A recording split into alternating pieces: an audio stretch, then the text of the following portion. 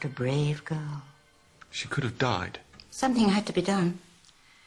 There was no evidence against this clever and unscrupulous man. I needed someone to help me. Megan fitted the bill perfectly. It was too risky. Of all people, Mr. Burton, you should know that we are not put into this world to avoid danger when lives are at stake. As I was saying, the only actual fact was Mrs. Symington died. And I'm afraid the very first person one thinks of in such a case is the husband. Of course, there has to be a motive, usually another woman. And there we have Miss Holland. A radiant young creature suddenly entering the life of this repressed dry man. He wanted her. But he also wanted his reputation, his children, his home, his respectability. And the price he was prepared to pay for that was murder. He typed all the envelopes before donating the machine to the Women's Institute. You unwittingly hit upon this, Mr. Burton, when you noticed that the U had been changed from an A on your sister's envelope, originally addressed to Miss Barton. And taking the pages from Miss Barton's book would have been easy enough. He visited her on more than one occasion to give advice on financial matters. But it was what you told me about Miss Holland that was the most important thing of all. She had never received a letter. It exposed Mr. Symington's one weakness. How could he write a foul letter to the girl he loved? I've never believed there's such a thing as a perfect murder. There'll always be something that doesn't quite fit. That suicide note, for example, was all wrong. People don't leave suicide notes on scraps of paper. And I think that's what bothered you, Mr. Burton, about your sister's message.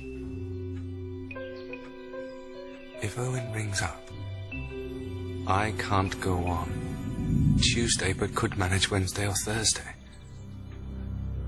I see.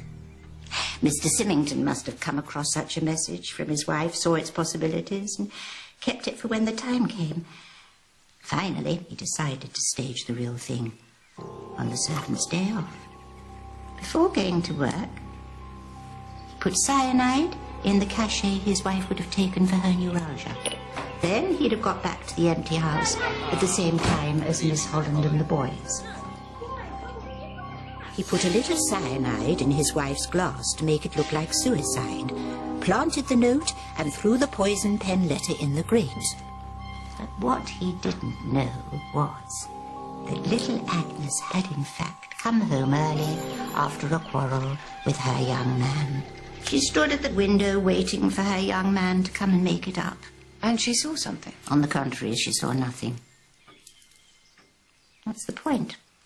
No one came to the house, not the postman, not anybody. And in time she realised how odd this was if Mrs. Symington was supposed to have received a letter that afternoon. Miss Partridge, it's Agnes. The thing is, last week, the day the mistress died, there's something I don't understand that don't quite add up. The wretched girl had seen something, knew something, and he couldn't afford to take any chances. He pretended to leave the house and waited till Agnes was alone.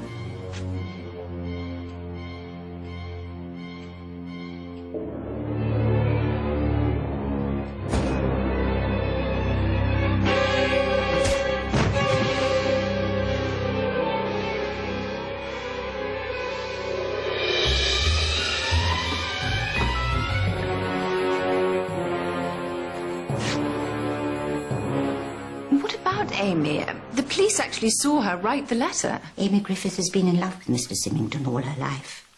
Well, I never. Poor thing.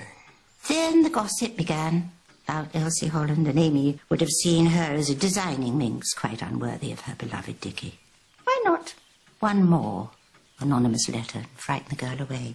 When Mr. Symington heard the police had actually seen her, he couldn't believe his luck. After her arrest, he'd have found an excuse to return to the Griffith house and plant the pages, thus clinching the case. And that would seem to be that. An end at last to this frightful business. Quite an eventful convalescence, Mr. Burton. Yes. Everything mended now? No bones still broken? No bones broken, no.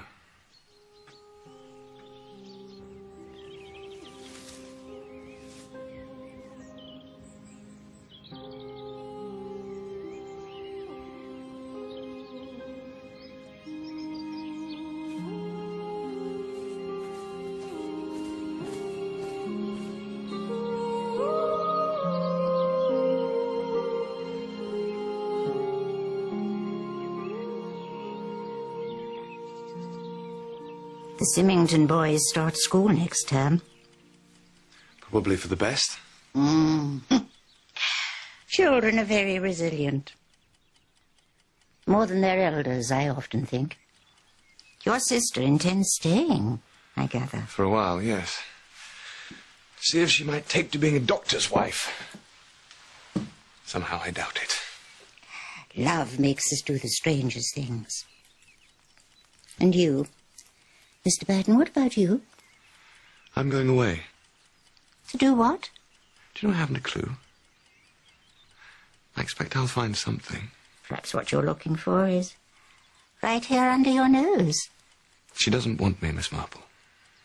Faint heart, Mr. Burton. I once let someone go. He had commitments, you see. A war to fight. But I have often wondered if, under other circumstances, I would have done the same. It seems to me, Mr. Burton, that we should count ourselves blessed if we are allowed just one shot at happiness.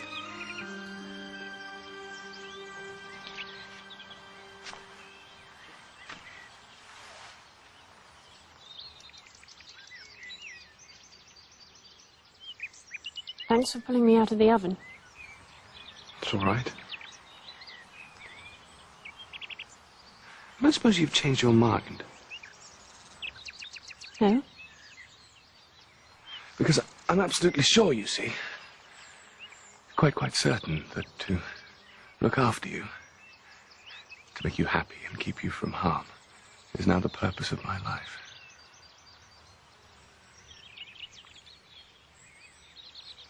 So there's nothing I could say or do to make you reconsider.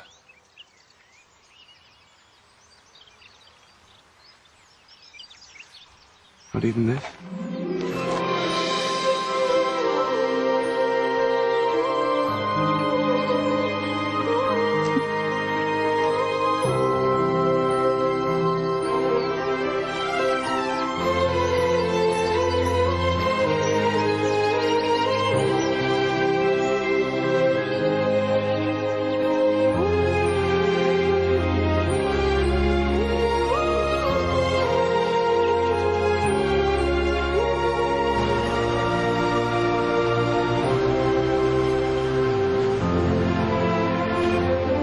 And so I found myself on another morning with another girl, and for the first time in my life, on the verge of something bright and good.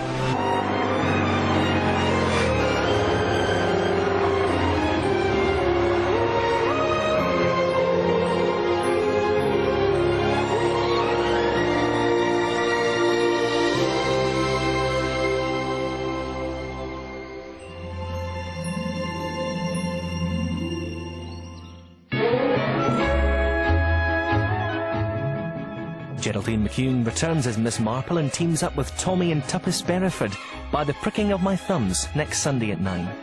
And the detective drama from Agatha Christie continues here on ITV1 as David Suchet stars as Hercule Poirot every weekday at 2:35. Next tonight, it's the news.